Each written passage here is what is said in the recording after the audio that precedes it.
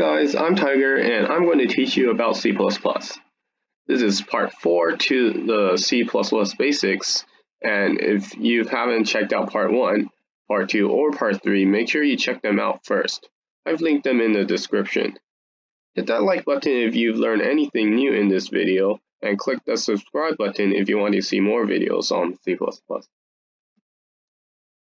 Let's start off with naming identifiers. So keywords are words reserved by a programming language to have special meanings. So as of C++20, C++ has 96 keywords. Here's the list of keywords that I found online. And identifiers, which are user-defined names for things like variables, functions, and classes, can't be named as any of these keywords. And then you may have come across some of these keywords such as int and return. So identifier naming rules. Identifiers can't be keywords like what I said in the last slide. Identifiers can only contain alphanumeric characters and underscores. Identifiers can only start with a letter or an underscore, so it can begin with a number. So it can't begin with a number. C++ is case sensitive, so make sure the identifier is capitalized the same way every time it is used. Here are some examples. So like the first one, it's wrong because return is a keyword. The next one, the dollar sign is neither alphanumeric or an underscore, so it's also wrong. The third one, it begins with numbers, so it's also wrong. The fourth one is correct because it's not a keyword. It only contains alphanumeric characters or underscores, and it also does not start with a number. But here we try to use the variable, but then we capitalize it incorrectly, and it's incorrect because C++ is case sensitive. Now, identifier naming best practices. So although identifiers can be named whatever we want as long as it meets the requirements, there is a convention for naming identifiers. So variables should begin with a lowercase letter. So like the first one, even though it's valid, it's not a good name because it begins with the uppercase letters.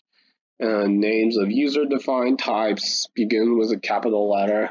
We haven't covered that yet, so I don't have an example for that. Multi-worded identifiers can be camel case, so basically the first letter of each word is capitalized except for the first one. Or it can be separated by underscores. You can even mix these two, but your style should be consistent. So like you can use one type for functions, the other type for variables, but then your style has to be consistent. So like over here, we underscored it. So if we use this in our code, the other variables have to be named like this way as well. And then avoid identifiers beginning with an underscore as they are usually reserved for OS library or compiler use. So like this identifier is bad because it begins with an underscore. Variable names should be clear about what value it is holding, and this rule can be relaxed if the variable is trivial, like the variable doesn't have too much use to it. Like over here we have int data. It's a bad name because we don't know what it's holding. And avoid abbreviations. And basically this one is also a bad name because no one knows what this is an abbreviation of. If you want to try to guess what it stands for, you can leave a comment down below. And then use comments to help avoid lengthy variable names. So yeah, these variables are good if I and j. These are good if they are trivial. TMP, it's also good if it's trivial. This one is only good if it's obvious what's being counted. And also for comments, we can use a comment to describe what it's holding, like holds the absolute value of the difference between two scores. And then if we actually don't use this comment, we might come up with a really lengthy variable name, which is not really convenient to use. And also, if you're working on an existing program, stick to the naming conventions of that program. So if you're working on someone else's program and they don't follow the identifier naming best practices, just stick to their style. But if you're starting a new program, always make sure you follow these standards. So now, introduction to literals and operators. So a literal, or also known as a literal constant, is a fixed value inserted directly into source code.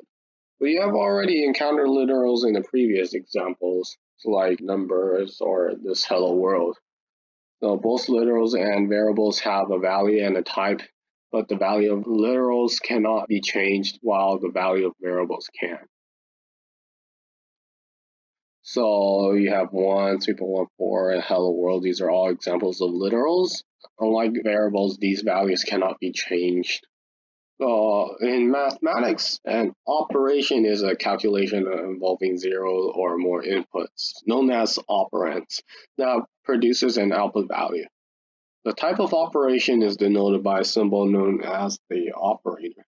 So it is common for people to append operator symbol to the word operator. So like the addition operator is sometimes called operator plus, or the subtraction operator is sometimes called operator minus. And then you may already be familiar with these operators: addition, subtraction, multiplication, division, assignment, insertion, and extraction. And the number of the operands an operator has is called an arity. Not many people know what this word means, so don't expect other people will know what it means when you just suddenly drop it in a conversation. And in C++, there are 3 possible arities. There's unary operators, which acts on one operand, like the unary minus, which flips the sign of numbers. Binary operators act on 2 operands, like the addition operator, which outputs the sum of the operands. There's also the ternary operators, and they act on 3 operands. And there is only one ternary operator in C++, which we'll cover later in another video. Operators can be changed together, in which case they follow the order of operations. For now, you can use PEMDAS, and I'll go into more depth on the order of operations in a future video. So thank you for watching, and make sure you fully understand each concept in this video.